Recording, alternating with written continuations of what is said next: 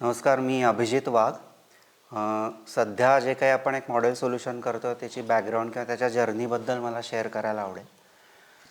माझं इंजिनिअरिंगचं बॅकग्राऊंड होतं आणि ॲप्रोप्रिएट टेक्नॉलॉजीमध्ये काम करत होतो मी. आणि करताना हा कचरा विषय समोर आला आणि मला असं वाटलं की आपलं जे नॉलेज आहे त्याच्यामार्फत आपण हा प्रश्न सोडवू शकू किंवा त्याला हातभार लावू शकू.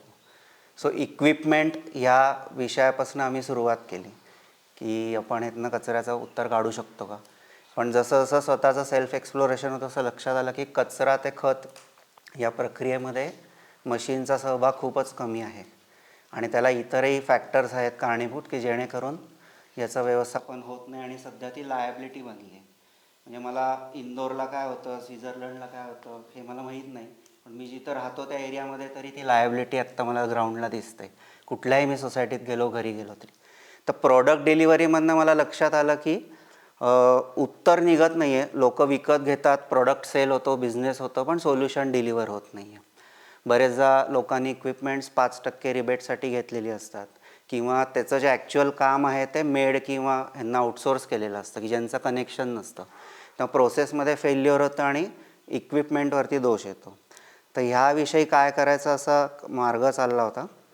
तर असं लक्षात आलं की आपण कम्युनिटी कंपोस्टिंगचा विषय सुरू करू शकतो, जिथे लोकांचा जो रोल आहे की त्यांनी सेग्रिगेशन करावं आणि पुढे आपणच त्याचं प्रोसेसिंग करावं. मग कुठे करावं प्रोसेसिंग हा एक विषय होता. शहरामध्ये तुम्ही कुठलीही जागा घेतली तरी प्रत्येकाचे रिझर्वेशन्स त्याच्यामध्ये आहेत की इथं नको, तिथे नको, वास येतो, हे येतो. आणि बेसिकली ह्याचं जे आउटपुट आहे कंपोस्ट, ह्याची व्हॅल्यू बाजारामध्ये नसून जास्त जमिनीला आहे. तर ह्याविषयी प्रवास चालू होता. मीनवाईल मे बी दुसऱ्यांनी हा शेअर करेल काय. माझं नाव परीक्षित आहे. मी को फाउंडर अर्दी कंपॅनियन्स. त्याच काळात सिमिलरली साधारण 2014मध्ये मी मीडिया मार्केटिंग मध्ये होतो.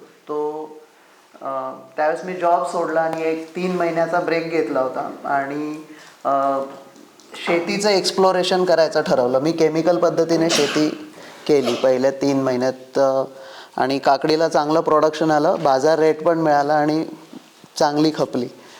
पण प्रॉब्लेम वॉज की ज्यावेळेस मी त्याचे इन्सेक्टिसाइड्स, पेस्टिसाइड्स आणि ओव्हरऑल त्यातले जे फर्टिलायझर्स बघितले आणि ज्या प्रकारे प्रेस्क्रिप्शन केलं जातं त्याची प्रोसेस बघितली, तर मला रिअलाईज झालं की हे खूप धोकादायक आहे. आणि तो 3 महिन्याचा ब्रेक ॲक्च्युली आता 8 वर्ष झालेत मी अजून शेतीच करतो. I never went back to my job as such. पण त्यानंतर माझं actually organic farming related exploration सुरू झालं आणि ते एक्सप्लोरेशन करत असताना असं लक्षात आलं की कुठलीही शेती करायची असेल तर जमिनीमध्ये सेंद्रिय पदार्थ असणं गरजेचं आहे. कारण सेंद्रिय पदार्थामुळे जमिनीमध्ये मॉइश्चर राहतं. जमिनीमध्ये मॉइश्चर राहिल्यामुळे मायक्रोबियल ॲक्टिव्हिटी होते आणि मायक्रोबियल ॲक्टिव्हिटी झाल्यामुळे प्लांट्स हेल्दी होतात. आणि हा सिक्वेन्स कंप्लीट झाल्यावरच एक हेल्दी प्लांट आणि न्यूट्रिशियस फूड आपल्याला मिळतं.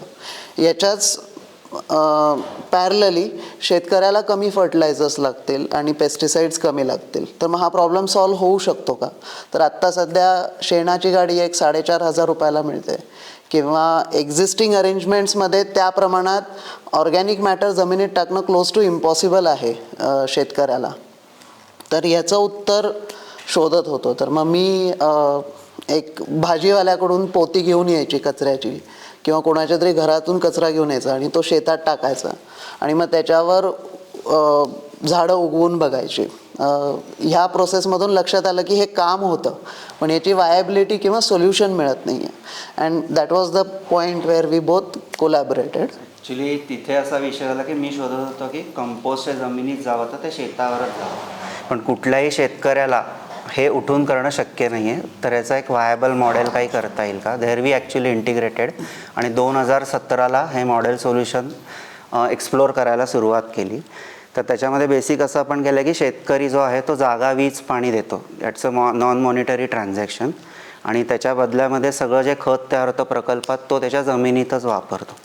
आणि तिथे आपण शेतावरती फॅसिलिटी उभी करतो आहे प्रोसेसिंगची आणि ती प्रोसेसिंगची कॅपेक्स आणि ओपेक्स जो आहे तो बेसिकली जे वेस्ट जनरेटर्स आहेत अर्बनमध्ये त्यांच्याकडनं आपण ते रेव्हेन्यू मॉडेल तयार केलेलं आहे की पर फ्लॅट पर मंथच्या बेसिसवर सर्व्हिस कॉन्ट्रीब्युशन घेतो. कारण हा जो वेस्ट लायबल जो झालेला आहे शहरामध्ये तो रिसोर्स आहे सॉईलला, तर ह्याचं इंटिग्रेशन करणं आणि त्यातनं परत जो काही शेतमाल असेल तो पॉसिबली ह्या वेस्ट जनरेटरपर्यंत जावा अशी सर्क्युलर इकॉनॉमीचं विजन ठेवून आपण काम करतो आहे. तर सुरुवातीला एक सोसायटी इंटिग्रेट करून आपण स्वतः डेव्हलप केलेलं इन्फ्रास्ट्रक्चर ज्यातनं कंपोस्ट तयार करतो शेतावरती. तर ते करत करत प्रवास सध्या आपला साधारण 38 सोसायटीज वारजे कर्वे नगर भागामध्ये आहेत. तर 3000 घरांचा रोजचा कचरा 2 टन्स पर डे असं एक मॉडेल आपण उभं करतो आहे. तर ते एक्सप्लोरेशन केलेलं आहे की शेतावरचा ॲम्बियन्स त्या शेतकऱ्याला इम्पॅक्ट करणारं किती अमाऊंटमध्ये खत तयार होईल ते, त्याच्यात काम करणारी माणसं आज 12 लोकांची उपजीविका त्याच्यावरती उभी राहिली, त्यांची डिग्निटी म्हणजे ज्या पद्धतीनं स्वच्छ किंवा PMCमध्ये ही जी मंडळी काम करतात त्याप्रमाणे आणि सोसायटीचा त्यांच्याकडं बघण्याचा ॲपिअरन्स जो आहे या सगळ्याचा व्ह्यू पॉईंट तर तो बदलण्याचाही प्रयत्न आहे. तर इथे सगळं कोलॅबरेशनमध्ये काम चालतं. आम्ही आत्ता इथे असं बसलो असलो तरी आज शनिवार असो नाही तर रविवार प्लांटवरती काम चालू राहतं. त्याचं कारणच ते आहे की ते कोलॅबरेशनमध्ये आहे.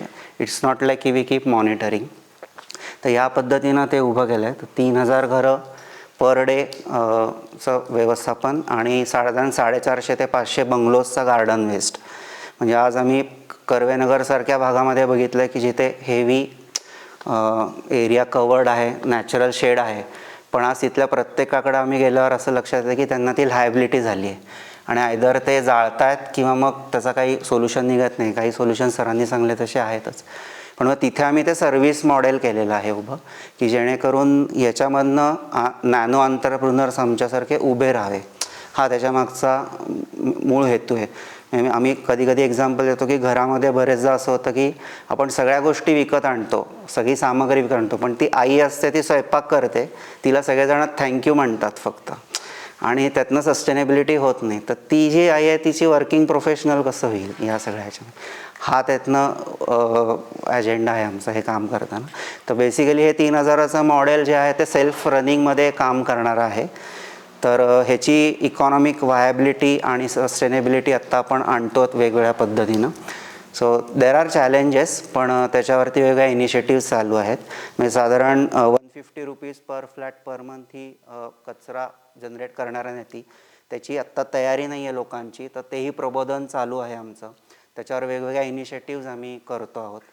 एक छोटी इनिशिएटिव्ह सांगायची म्हणजे की आम्ही एक ग्रॅटिट्यूड कार्ड तयार केलं, कारण आपण या सगळ्यामध्ये सबसिडाईज काही मॉडेल नाही करू शकत आहे जोपर्यंत वेस्ट जनरेटर त्याची किंमत मोजत नाही आहे. तर ह्याला काय पर्याय करता येईल, तर एक इनिशिएटिव्ह सुरू केली की ग्रॅटिट्यूड कार्ड. मग ते आपण प्रत्येक फ्लॅट होल्डरला दिलं आहे आणि त्या सोसायटीच्या भागातले जे काही उद्योजक आहेत त्यांना आवाहन केलं की लोक जर कॉन्ट्रीब्यूट करत आहेत आणि आपण या पद्धतीनं कचऱ्याचं व्यवस्थापन करतो तर तुम्ही याच्यात सहभाग द्यावा.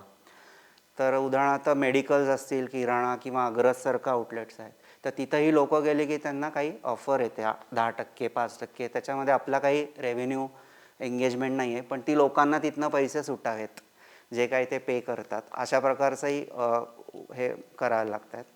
तर या पद्धतीनं पण काम चालू आहे अजून काय. आणि या सगळ्या प्रोसेसमध्ये जी आपली वर्कफोर्स आहे त्याच्यामध्ये स्किल डेव्हलपमेंट आणि SOPs मेंटेन केल्यामुळे त्यांची वर्क डिग्निटी मेंटेन होते. So that's again another advantage.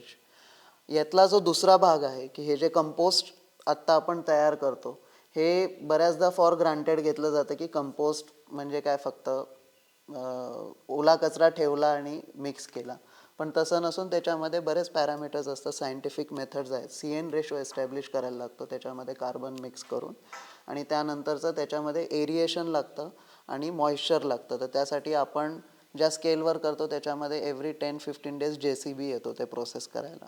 Other than that आत्ता सध्या शेतकऱ्यांचा फॉस्फेटचा प्रॉब्लेम आहे. म्हणजे फॉस्फरस बऱ्याचदा जमिनीमध्ये लॉक झालेला असतो किंवा पाहिजे त्या प्रमाणात झाडांना मिळत नसतो. तर याचं एक उत्तर शासनाने काढलं आहे की तुम्ही फॉस्फेट रिच ऑर्गॅनिक मॅन्युअर वापरा. तर ह्याच कंपोस्टमध्ये आपण रॉक फॉस्फेट इन्क्लूड करून त्याचं जे फायनल प्रोडक्ट आहे ते फॉस्फेट रिच ऑर्गॅनिक मॅन्युअर पण तयार करून देतो. या कंपोस्टमध्ये आपण बरेच बायो फर्टिलायझर्स ॲड करतो. त्यामुळे शेतकऱ्याला जे जमिनीच्या बदल्यात आपण खत अवेलेबल करून देतो ते खूप हाय क्वालिटी ऑर्गॅनिक मॅटर आहे. त्या व्यतिरिक्त शेतकऱ्याला गाईड करणं बेस्ट ॲग्रिकल्चर प्रॅक्टिसेस देऊन, जेणेकरून जे काही फूड प्रोड्यूस होईल ते अजून न्यूट्रिशियस होईल. अँड फायनल पार्ट जो आहे त्याची engagement with the end consumer. So that's the waste generator जे आहेत त्यांचं आपण विजिट्स करणं फार्मवरती, की तुमचा कचऱ्याचा पुढे ट्रेल काय आहे, काय होतं. ऑफकोर्स त्यांना मोटिवेट करणं आणि घेऊन येणं.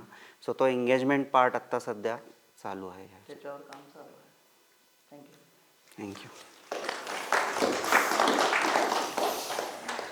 काही प्रश्न? साधारण कॅपिटल इन्व्हेस्टमेंट काय आहे? आता याच्यामध्ये 3,000 घरांतर साधारण घरटी 1,000 रुपये वन टाईम कॅपिटल इन्व्हेस्टमेंट आहे. 5 वर्षामध्ये रिटर्न होते आणि रोजची 5 रुपये फॅमिलीला कॉस्ट आहे, म्हणजे ती 150 रुपये महिना आहे. त्यातला ऑपरेटिंग कॉस्ट ॲक्च्युली 100 रुपये आहे, म्हणजे माणशी रोज 1 रुपये आणि फॅमिलीचा 1, रोजचे 5 रुपये. आणि साधारण 25 रुपये ही कॅपेक्स येते आणि 25 रुपये जी एंटिटी हे काम करेल त्याचा तो रेव्हेन्यू अर्निंग सुरू होईल. आणि याला कॅपेक्स दिला की 3,000 घरांचं एक मॉडेल, त्यामुळे याचा न्यूसन्सही कोणी करू शकणार नाही का मिसयूज करू नये. डिसेंट्रलाइज फॉर्ममध्ये. आणि वेस्ट सेग्रिगेशन ॲक्च्युली 95% होतं सोसायटीजमध्ये, पण आपण आत्ता पहिल्यापासून अशी भूमिका घेतली आहे की हे मासेससाठीच उत्तर निघतं आहे का बघतो आहे. तर आपण स्टिअर करतो आहे सगळ्यांना. तर आपली स्वतःची पण आपण मग फॅसिलिटी आहे की अवेअर करत राहणं आणि शिवाय साईटवरती सेग्रिगेट करत राहणं. कारण एक व्हॅल्यू चेन एस्टॅब्लिश करणं आणि रनिंग करत राहणं हे इम्पॉर्टंट आहे. सेग्रिगेट नाही आहे म्हणून रिजेक्ट करण्यात काहीच अर्थ नाही, कारण तो लँडफिलला जातो किंवा कुठेही जातो कचरा. तर ते कंपोस्ट प्रोसेस काय तुमची? कंपोस्ट प्रोसेसमध्ये ॲक्च्युली हॉट कंपोस्टिंग आहे. म्हणजे पिट्सचा जो एक ॲप्रोप्रिएट आहे, जे सगळीकडे फॅसिलिटी दिसते, पण त्याचा न्यूसन्स असा आहे की मिक्सिंग आणि एरिएशन. तर आपण काही रॉकेट टेक्नॉलॉजी नाही केलं, तर रिव्हॉल्विंग पिट म्हणूनच संकल्पना केली. It's just drum. या फॅसिलिटीमध्ये फॅसिलिटीचा खर्च साधारण 2,000 रुपयाच्या आसपास येतो मंथली इलेक्ट्रिसिटीचा. त्याला एकदा किंवा दोनदा जरी हलवला तो ड्रम तरी मिक्सिंग होतं. आणि म्हणजे ड्रममधनं बाहेर येतं त्याला आपण प्री कंपोस्ट म्हणतो. आणि त्याचा क्युरिंगची प्रोसेस होते, ती साधारण 60 दिवसाची होते हिप्सच्या स्वरूपात. ती मायक्रोबियल ॲक्टिव्हिटी टेम्परेचर अपडाऊन करत राहते जोपर्यंत पूर्ण डिकम्पोजिशन होत नाही.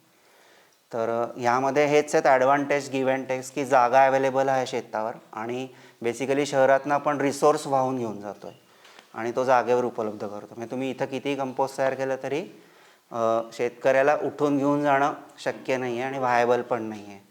आणि दुसरं म्हणजे की आज ज्या पद्धतीनं सगळा उपसा आहे, म्हणजे सगळं शेतमाल आज शहरामध्ये येतो आहे, तर तो जमिनीत परत जातच नाही, त्याचं रिज्युनेशन होतच नाही आहे.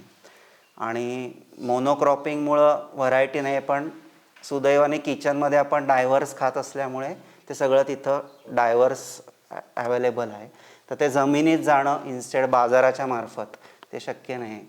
तर इथे आपण कंपोस्ट विक्री हे कुठंच ठेवलेलं नाही आहे. म्हणजे या सगळ्या ह्याच्यात म्हणजे शेतकरी सुद्धा जागा आणि ॲज अ एक्सचेंज देतो. आणि वेस्ट कॉन्ट्रीब्युटर्स हा रेव्हेन्यू सोर्स. आणि कवर्ड फॅसिलिटी आहे म्हणजे शेड लागणार? शेड आहे, ती प्रोसेसिंग युनिटसाठी आहे. आणि क्युरिंगची एरिया ओपन आहे, त्याच्यावरती प्लास्टिक पेपर वगैरे झाकणं हा सगळा. साधारण 20 गुंठ्याची जागा लागते 2 टन्स पर डेच्या फॅसिलिटीसाठी. 3,000 flats. Flats 2 tons per day साधारण. 3,000 फ्लॅट्स किंवा हाऊस होल्ड्स. ती ती आपलीच फॅसिलिटी आहे. डेली गेट कलेक्शन असतं आपलं डेली. म्हणजे बेसिकली सोसायटीज आपापला कचरा डोर टू डोर कलेक्ट करून खाली ठेवतात. आपली गाडी जाते, ते बिन टू बिन ट्रान्सफर करते, प्रिलिमिनरी सेग्रिगेशन करते आणि ती साईटला नेऊन ठेवते. साईटवरची वेगळी टीम आहे, ती प्रोसेसिंग करते. मग टेबलवरती त्याचं सेग्रिगेशन होतं. सेग्रिगेशन झालं की श्रेडिंग होतं. श्रेडिंग झाल्यावर ड्रममध्ये टाकलं जातं. तिथे बेसिकली सुरुवातीच्या 8-10 दिवस कुजण्याकडे प्रोसेस वळते, सडण्याच्या ऐवजी.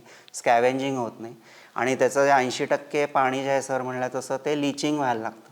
तर ते लिचिंग आपण कलेक्ट करतो आणि अंडरग्राऊंड वॉटर टँकमध्ये कलेक्ट करतो आणि ते परत पाला कुजवायला उपयोगी करतो. आणि मग हे ड्रममधनं खाली पडलेलं आहे त्याचे हीप स्वरूपात फॉर्म करून क्युरिंग प्रोसेस करून 60 ते 70 दिवस खत तयार व्हायला लागतं. हे सगळं करत असताना त्याच्यामध्ये बरेच SOPs बिल्ड केलेले आहेत, स्पेशली मटेरियल हँडलिंग. कारण दोघं जण ज्यावेळेस बिन हँडल करतात तर बिनचा साईज आणि ट्रान्सफर इझी व्हायला पाहिजे. गाड्यांमध्ये GPS लावलेला आहे, त्यामुळे गाड्यांचं ट्रॅकिंग होतं, सोसायटीला रिपोर्टिंग करण्यासाठी हेल्प होते.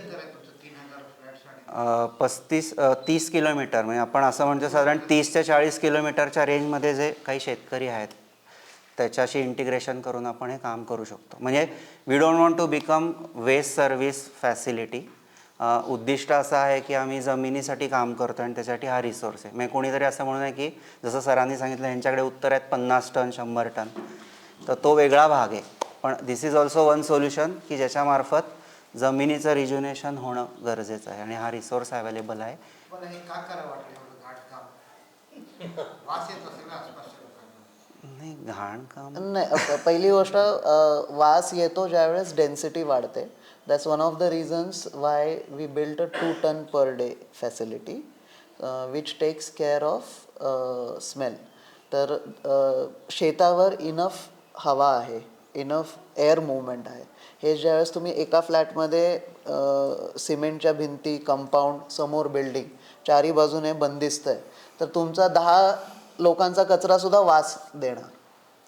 पण the same thing Wien it goes in open air तर त्याचा एवढा न्यूसन्स होत नाही, पण त्यालाही लिमिट आहे. तर साधारण 2 टन ते 5 टन जर तुम्ही पर डे मॅनेज करत असाल तर त्याचा एवढा वास येत नाही. हवा असते आणि ते ओपन स्पेसेसमध्ये मॅनेज करणं सोपं आहे. फॉर एक्झाम्पल आपण आता 2 टन पर डे घेतो आणि 10-12 दिवसातून JCB बोलवतो. हे सोसायटीमध्ये शक्य नाही आहे. म्हणजे आत्ता ज्या काही एक्झिस्टिंग कंपोस्टिंग फॅसिलिटीज आहेत सोसायटीजच्या, त्या फेल होण्यामागचं कारणच आहे की त्या मटेरियल हँडलिंगमध्ये फेल जातात. कारण माणसाने ते 7 दिवसातून 15 दिवसातून हलवणं अपेक्षित आहे. तर आपले जे अर्धी कंपॅनियन्स रिव्हॉल्विंग पिट्स डिझाईन केलेले आहेत त्याच्यामध्ये तो प्रॉब्लेम आपण सॉल्व्ह केला, ज्यामध्ये माणसाला कचऱ्यात उचलून ते हलवायची गरज नाही आहे. नाही तर साध्या 80 किंवा 40 फ्लॅट्स असलेल्या सोसायटीमध्ये सुद्धा तुम्ही एकदा पिट्स भरायला सुरू केले की ते भरत राहतात आणि त्याच्यामध्ये सेग्रिगेशन होत नाही. खालची बाजू अनएरोबिक होते, सडत जाते आणि वर तुम्ही कचरा टाकत जाता आणि मग मध्ये 6 महिन्यानंतर कुठल्या तरी वेंडरला आणून ते एक्सकावेट करून डिस्पोज करता. आणि त्याची व्हॅल्यू 0 आहे. इथे आपण रोजच्या रोज ते सोसायटीचं कलेक्शन शेतावर आणल्यामुळे आणि सायंटिफिक प्रोसेसमुळे जो कंपोस्ट तयार झाला आणि ते 100% जमिनीत गेला, तर त्याचं पूर्ण व्हॅल्यू वाढली. आणि तर ते बेसिकली घाण राहतच नाही. बऱ्याच लोकांचा फीडबॅक असतो तिथे आल्यावर, माशा असतात, फ्लाईज कॅनॉट बी. टेक्निकली हा घाण सांगितलं मी. मॉरली असं सजेस्ट करेन की तुम्ही जर स्वतः हँडल करत राहिला आणि विजन असेल तर तुमच्याबरोबर काम करणारी लोक सुद्धा त्या अँगलनी बघतात या सगळ्या विषयात. Even the society connected. हां बोला. माझ्या मते याने जे सांगितलं ना, सगळ्यात अगोदर सांगितलं की लिचर्स काढून टाकतात ते. हां जस्ट लिचर्स काढलं ना, leachers is the main culprit to ते Petrification. फ्री फ्लोईंग झाल्यामुळे एरिएशन पण चांगलं होतं, त्यामुळे त्याचा वास येणार नाही. आणि लिचर्सची व्यवस्था त्यांनी काय केली, ते पुन्हा सडण्यासाठी वापरतात.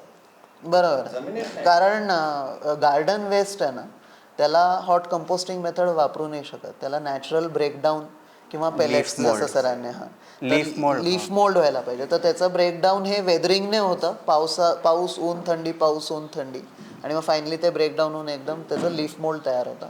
It's an amazing soil texture. त्याच्यामुळे सॉईलची टेक्स्चर खूप इम्प्रूव्ह होतं. आणि बेसिकली जमिनीवरचा इम्पॅक्ट आम्ही त्याचा इम्पॅक्ट काय? नसरापूरला आम्ही काम केलं तेव्हा पहिले 3 वर्ष जमिनीवरचा इम्पॅक्ट बघितला. म्हणजे लीफ मोल्ड आणि कंपोस्ट वापरून जमिनीमध्ये होणारी बदल. तिथे आपण शेतात गुंठ्याला 1 टन एवढ्या कंपोस्टवर ट्रायल्स घेतलेल्या आहेत. त्याच्यावर भाज्या उगवलेल्या आहेत आणि ते सगळ्या फाइंडिंग्सच्या बेसिसवरच आपण पुढे गेलो. Apart from that there are some crazy breakthroughs that we have got, like शेडिंगसाठी वापरता येतात शेतामध्ये. म्हणजे आम्ही आता झावळ्या ज्या प्रमाणात येतात त्याचं नारळाच्या खालचं खोड आहे ते वेगळं करतो. ते बरेचदा गावातल्या आसपासची लोक जळण म्हणून घेऊन जातात. आणि वरचं जे आहे ते बरेचदा जिथे एखादा क्रॉप लावला आहे तर त्याची जी सुरुवातीची ग्रोथ आहे त्यासाठी जे नॅचरल शेड पाहिजे, तर तिथं पॉली हाऊसच्या ऐवजी या सगळ्या झावळ्या झाकून काम केलेलं आहे. तर तिथं इतका जबरदस्त इम्पॅक्ट आलेला आहे. It's was a breakthrough. म्हणजे पूर्ण मे जूनपर्यंत ओव्हर द इयर ह्या सगळ्या झावळ्यांचा वापर म्हणजे अगदी त्यातलं टेक्निकल माहिती द्यायची झाली तर आत्ता तुम्ही शेडनेट किंवा पॉली हाऊस म्हणजे प्लास्टिक वापरलं तर उन्हातून जी हीट येते ते ॲक्च्युली पॉली हाऊसच्या आतलं टेम्परेचर वाढवतं कमी करण्यापेक्षा. म्हणजे आपण शेडसाठी करतो पण आतमध्ये तुम्हाला उभं राहणार नाही एवढी हीट तयार होते. आणि साईडचे वेंट्स उघडल्याने तेवढं एअर सर्क्युलेशन होत नाही. पण याच जागी तुम्ही झावळ्या वापरल्या तर त्याला डायरेक्टली हीट अब्झॉर्ब करतं आणि खाली शेड येते, गारवा निर्माण होतं. म्हणजे तुम्ही बीचवरच्या शॅकमध्ये जसं एन्जॉय करतात तशी झाडं एन्जॉय करतात उन्हाळ्यात म्हणजे आत्ता. आणि असं आपण आत्ता बेसिल घेतलं, स्ट्रॉबेरी घेतली. स्ट्रॉबेरी मे पर्यंत होतं. आत्ता जूनच्या उन्हात पहिल्या आठवड्यात आम्ही प्रोडक्शन घेत होतो म्हणजे आमचे शेतकरी. खेडशिवापूरला आहे आणि इव्हेंच्युअली आत्ता जे शेतकरी इंटिग्रेटेड आहेत ते ऑर्गॅनिक सर्टिफाईड आहेत. पण आम्ही कन्व्हेन्शनल शेतकऱ्यांबरोबर पण काम करू इच्छितो. तर सोमर्डी म्हणून गाव आहे, तिथे त्यांची 8.5 एकर जागा आहे. ते सगळं लिफी आणि हे करतात आणि हॉटेल्सला सप्लाय करतात. ते 100% सर्टिफाईड ऑर्गॅनिक. कंपोस्ट वापरून इम्पॅक्ट त्यांना मिळाला. आम्ही स्वतः रिझल्ट्स बघितले. म्हणजे मक्याला उंची मिळणं, ग्रीन मिळणं, कलर आणि त्याची विड्थ, हे सगळे इम्पॅक्ट्स फिजिकली बघितलेले आहेत. या सगळ्या सेटअप करताना तुम्हाला त्या शेतकऱ्याबरोबर किती वेळ लागला आणि तुम्हाला रोज जावं लागतं का? मुळामध्ये मी म्हटलं तसं की आम्ही हे सुरू करून 5.5 वर्ष झालेली आहेत. तर सुरुवात आम्ही हा जिथे काम करत होता नसरापूरला त्याच जागेवरती हे एक बेसिक छोट्या स्केलचं युनिट करून जमिनीवर 8-10 गुंठ्याचा म्हणजे 4.5 एकर जागा अवेलेबल होती. पण आम्ही 10 ते 20 गुंठ्यात ह्याच्यातच काम केलं. तर तिथं हे सगळे रिझल्ट्स बघितले. तेव्हा त्याला 2 ते 3 वर्ष लागली त्याचे सगळे इम्पॅक्ट्स रिझल्ट बघायला. कीड येणं म्हणजे कीड इज अ इंडिकेटर की तुमची सॉईल हेल्थ नाही आहे चांगली. नाहीतर त्याच्यावर वेगवेगळे किती नॅचरल फवारण्याने घेतलं. आम्ही थकलो, नेट हाऊस केले, रोज रात्री उभं राहून किडे मारले, सगळं केलं. पण that is not a solution. म्हणजे त्याच्यावर कुठले हर्बल पेस्टिसाईड सगळं वापरलं. पण आम्ही हे बघितलं की कीड इतकी स्मार्ट आहे आणि इतकी इव्हॉल्व होते की त्याला आपल्याकडे उत्तरच नाही आहेत. आपण हातबल होतो या सगळ्या ह्याच्यामध्ये नेचरच्या पुढे. तर असं लक्षात आलं की जोपर्यंत ती सॉईलच रिजनरेट होत नाही आणि मायक्रोबियल ॲक्टिव्हिटी होत नाही तोपर्यंत हे होणार नाही आहे. म्हणजे त्यामुळे इथनं ते शिकत गेलो आणि मग इम्पॅक्ट दिसला आणि मग तो स्केल करून मॉडेल म्हणून जे करायचं होतं तेव्हा आम्ही ह्या शेतकऱ्याबरोबर टायअप केलं जिथे जागा अवेलेबल होती आणि त्यांचं ॲक्टिव्ह फार्म होतं जे already working as a organic farmer आणि त्यांना ह्या रिसोर्सची किंमत माहिती होती पण उठून करणं शक्य नव्हतं. सो वी इंटिग्रेटेड आणि हे आत्ता काम चालू आहे. त्याचे रिझल्ट आणि हे चालूच राहील. पॅरलली याचे म्हणलं जसं की इकॉनॉमिक व्हायबिलिटीवरती काम चालू आहे या सगळ्या ह्याच्यात. आम्ही 1 दिवसाआड जातोच. CCTV सेटअप आहे तो लोकांना दाखवायला आहे की खरंच काम चालू आहे. म्हणजे नॉट मॉनिटरिंग. सोसायटीमध्ये प्रेझेंटेशन देताना वगैरे दाखवतो बट अदरवाईज हो रोज आणि फुल टाईम हेच करतो आम्ही, दुसरं काही करत नाही. म्हणजे तुमचा फ्युचर प्लॅन कसा आहे? म्हणजे इकॉनॉमिक मॉडेल तुम्ही आत्ता how do you plan to expand? म्हणजे एक्सपान्शनसाठी आम्ही फार्मर्सला कसं रीच करणार? त्याच्यासाठीच वेगवेगळे प्लॅटफॉर्म्स बघतो आहोत की जिथे बोलता येईल. कारण आत्ता काही शेतकऱ्यांचे गट आसपासचे येऊन गेले आहेत. म्हणजे नारायणगाव किंवा या बाजूचे जे शेतकरी ते ॲक्टिव्ह आहेत किंवा भोरमधले पण आहेत. काही लोक गटामध्ये काम करत आहेत. तर ते येऊन गेले आणि कसं आहे माहिती का, आम्ही जेव्हा सोसायटीशी बोलतो तेव्हा असं वाटतं की हां ह्याचा काय इम्पॅक्ट आहे. पण त्यांना माहिती आहे की हा रिसोर्सचा जमिनीला काय इम्पॅक्ट आहे. सदैव नो त्यांना समजवायला लागत नाही की हा रिसोर्स किती महत्त्वाचा, पण ते करणं शक्य नाही आहे. त्यांच्याकडनं आम्हाला असा फीडबॅक आला आहे की आम्हाला ह्याची तयारी आहे पण आम्हाला तुम्ही सोसायटीज द्या आमचा माल विकायला. ती जी आमची एंगेजमेंट करायची हां सर्क्युलर, तर ते आम्हाला अजून घडवून आणायचं आहे. कारण आपल्याकडे बऱ्याच लोकांचे व्हरायटी, चुकीचा शब्द असेल पण नखरे आहेत की हेच पाहिजे तेच पाहिजे सगळं असं पाहिजे तसं पाहिजे. तर ते काय आपण केटर नाही करत बसू शकत.